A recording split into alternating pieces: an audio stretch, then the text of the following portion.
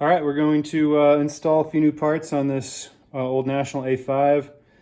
Whether this is an A5 or a National B3 or a Kees crawler of various models, these parts pretty much fit in all of them, all pretty much the same. We're going to be installing a new gear today. This one's delaminating a little bit. It's still usable for sure, but just to show kind of how the gear installs. The lower bushing as well as the upper bushing. This upper bushing on this tractor is fine, but sometimes they wear out. And then we'll put a new shaft in just to kind of show how that goes. And of course we'll replace it, the gasket on the bottom access before we finish it up. A few of these bolts and things have been loosened up just for the sake of the installation. Penetrating oil is your best friend to kind of get some things started. But most of these have been loosened just to save some time. So here we go.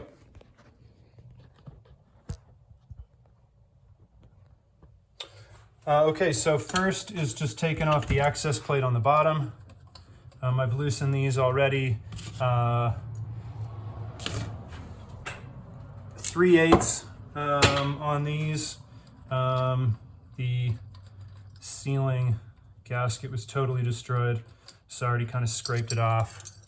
You can get by making your own, but I've got them listed for a few bucks online. You can throw one in if you want to add it to this purchase.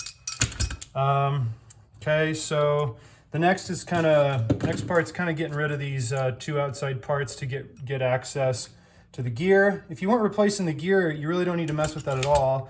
Those can be pretty hard to get off. A punch and a hammer work pretty good, but we'll pull the impeller off the top. I've loosened this already.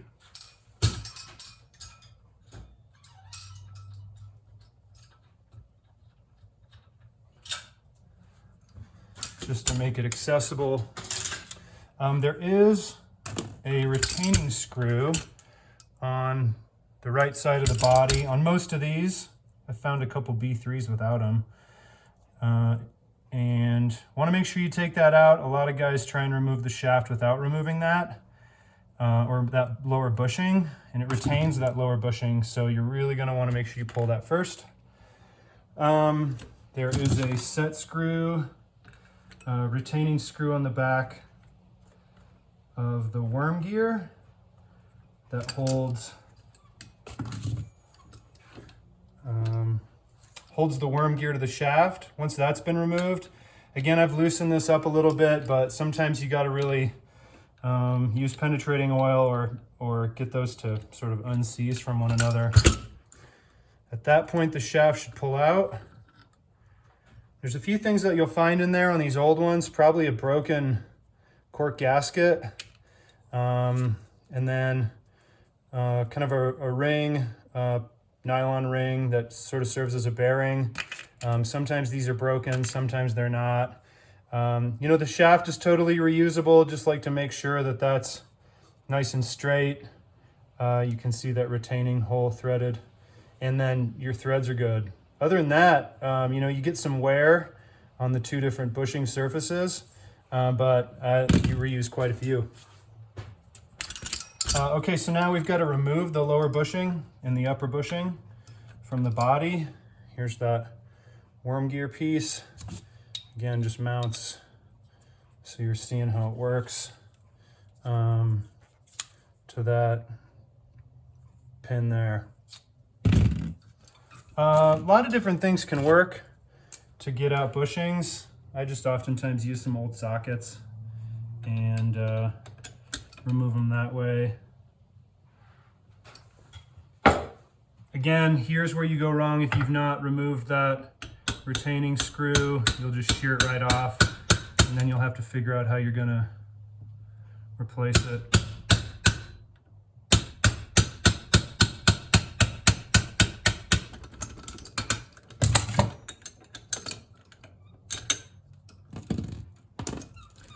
So that bottom, again, I'm not reusing this bushing, so I can mangle it a little, but you can see there is a pin that in this design originally would have had this little cork washer, and then this little bearing bushing. That was kind of the original model.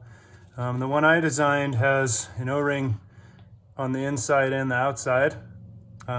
This O-ring serves to seal the bushing in the body, and this O-ring serves as a rotary seal for the rotary shaft. So these just get tossed for the most part if you're replacing that bushing. Okay, same thing on the upper. We'll get rid of this upper bushing.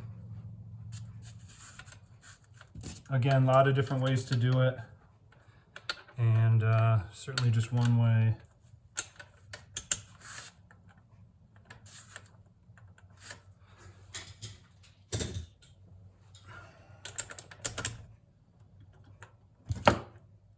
I don't rebuild a whole lot of these. A few, certainly have a bunch of parts or a bunch of tools that I typically use. I'm kind of winging it a little bit.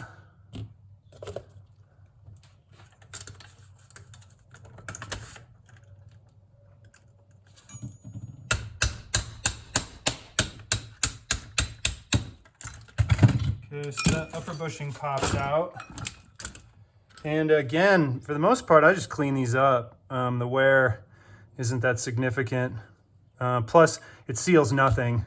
It just sits in the top and kind of keeps the upper part of the shaft from moving around. And if it's worn pretty good, whatever, I've got this replacement bushing that works well, especially if you're missing yours, or if you just want to tighten up the machine. So we'll install one of those. No reason to O-ring that. It's not sealing anything. It's just kind of holding things in place. Okay, so now let's get this old gear out. This one's not in bad shape, but again, not in good shape. Pull the cotter pin, and then you'll need to loosen these two set screws. 5/16 here. Again, I've loosened all this up just to save time. These will come off nice, pretty smooth anyway. You might have to take a punch to kind of loosen them up. Again, penetrating oil if you got the patience. This shaft on the gear, on the bowl gear, can be seized on. Again, penetrating oil, and then just being careful not to damage the ends if you use a punch. I sometimes just use like a bolt and just put something, like put it in a vice grip. And then because this bolt is a little smaller, I can get on the center of that shaft and really get after it with a hammer and not feel too bad. I'm not going to mangle up that end. You beat on that end and mushroom this axle, and you're going to have a hard time getting it back into the body. So, like I said, I've already taken this one out, so I'm kind of cheating here for the video. Clean that up good. Lubricate it with some grease, marine grease. Again, this gear's not in terrible shape. Some of these are like 5 or 6 plates they riveted together. Not a great design, but it worked. I'll replace it with a nylon gear, which actually they started using nylon gears at one point too. And again, I'll link the auction for the gear, the listing for the gear. Okay, so now it's about cleaning up some surfaces. If you wanted to get crazy, you could really sandblast it down, repaint it. But if you're just needing to get the lawn watered, no reason to do that. So I like to take something to kind of scrape the surface of this lower bushing from the bottom access. Just want to make sure you don't have a bunch of rust buildup. But it's natural, it's cast iron sprinkler. It's gonna be a lot of rust, and that's okay. So once got that surface cleaned up, we're ready to install the lower bushing. The lower bushing does not come with a hole. From my experience, it works a little bit better to install and then just drill a pilot through the retaining screw hole. At one point I was printing holes in there, but I just felt like there was enough variability in the location of that hole, the cleanliness of how that would seat in the body. It was just better tractor per tractor to drill the hole. That's a number 29 bit to do that. I am going to take a little bit of silicone, O-ring grease, and these will come pre-lubricated, but it's not a bad idea to pull that plate and lubricate at the start of the season if you were really looking to prolong the life of the unit. But I'll put just a little bit of like O-ring silicone lubricant. I'm using silicone lubricant because it works well with these particular nitrile O-rings. So just kind of greasing that inside one in particular. This is just a seal that doesn't ever move, but that's a rotary, so you know, grease is going to be good. It's also going to help that shaft go back in pretty well. So again, once I got that cleaned out, pretty good, knocked some rust off, I'm just going to stick that down in there and really just get it started. It's not going to be a super tight fit. Again, I'm using a good wrench 5/8 here, and I'm just gonna really gently tap that thing until I kind of hear it and feel it like it's set in there pretty good. Shouldn't fall out on me. I like to turn the tractor over at this point, and I just have a short extension on, and I'm just gonna put it underneath just to put a little pressure on the bottom. And that's just gonna help to make sure that while I drill, you know, I got most of the weight of the tractors on the bottom of that extension, which is putting a bunch of pressure on that lower bushing to stay seated. So I'm gonna drill. An aircraft bit works best for this. I haven't got any listed yet, but I was thinking about putting some on. That way you don't have to pull your wheels. Pulling wheels can be tough because they're rusted on pretty good. I'm gonna skip the part where I'm actually drilling that in, but you'll drill that in. It's okay to go all the way through. It's designed not to get into that O-ring. So you can drill that all the way through. Sometimes it'll leave a little bit of like nylon shaving on the inside, and I just take a screwdriver and kind of knock that shaving off. It'll wear off pretty easy with the shaft. So once that's set, I can put in my my retaining screw somewhere around here. Want to make sure that you're using like a felt gasket or some type of gasket that's these original pins. You know, you don't want to go in all the way through into the shaft. So if you didn't have a gasket on there, this screw would end up being too far in. So, you know, just again, we talked about this at the beginning. Make sure you take this out before you try and drop that bushing. And then you can put that right back in that hole. Sometimes these break off. You might think about using an extractor.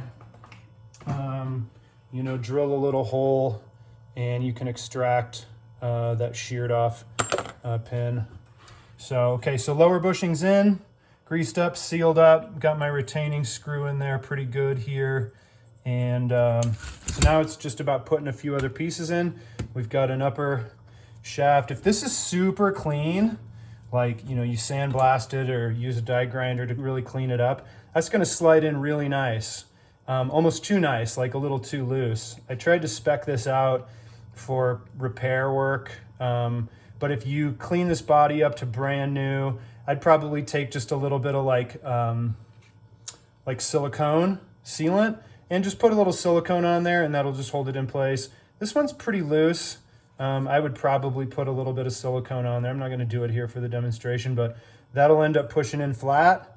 Again, that's not it's not holding any load. It's not sealing anything. It's really just keeping the shaft true. And you know, time will tell on the wear on that, but we're hoping it's pretty good. Okay, so let's do the gear. The gear is pre-drilled, and we'll slide right on the shaft. Again, clean the shaft up pretty good. Like a little bit of grease on that shaft.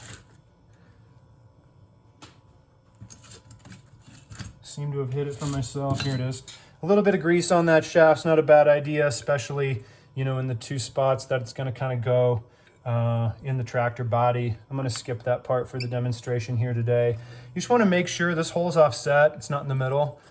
So we're going to make sure that it's matched up so that when this gear's sitting in the middle, and it really doesn't matter which way that shaft goes. We just want to make sure that it matches up correctly with the bowl gear. So again, things cleaned up pretty good here. You want to clean things up before you end up putting things back together. I'm just tapping here. If I really had to pound, I wouldn't be using a hammer to on the end of this. So I'm just getting it set in there. Before I go putting anything together, I just want to make sure that I got my hole lined up right on that. It's a lot easier to put the cotter pin in before you put your drive arms on. I'm reusing this pin because pin was in pretty good shape.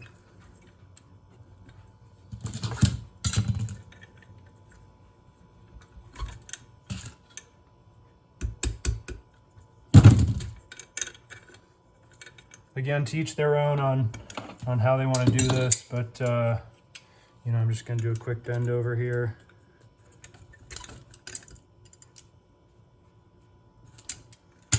Okay, so that's set. Again, theoretically got some good lubricant here. I think National at one point thought about putting grease zerks.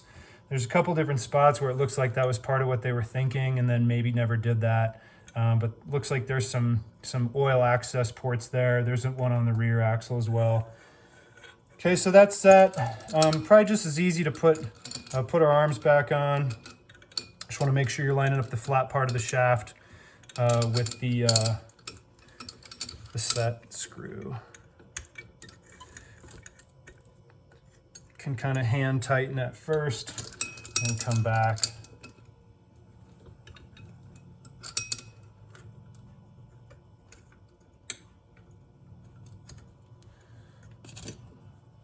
Again, 5/16. You don't have to really crank them down hard, but it's good to get them tight. Again, it's good to put this on before you get your worm gear and shaft going back. Okay, so yeah, it's good. Then you can flip things over and kind of see it's rotating well. Okay, so we've replaced the gear, we've replaced the lower bushing, the upper bushing. Again, I'd probably silicone that upper bushing in if I had a super clean hole, but if I didn't, it's gonna fit tight, and that's good. Gonna have good movement there. Okay, so now to kind of finish up, got to make sure that we get our worm gear back in, whole side down. I could reuse the old one. I'm going to use one that I'm selling here as a replacement. This is made out of 6061 aluminum, has been welded. The flange on the bottom's been welded. But, you know, the old one, in this case, just as good. So, turn that over. Got to kind of put our worm gear in the back as we're going. Want to kind of watch that hole on the gear and watch our hole on the shaft come together.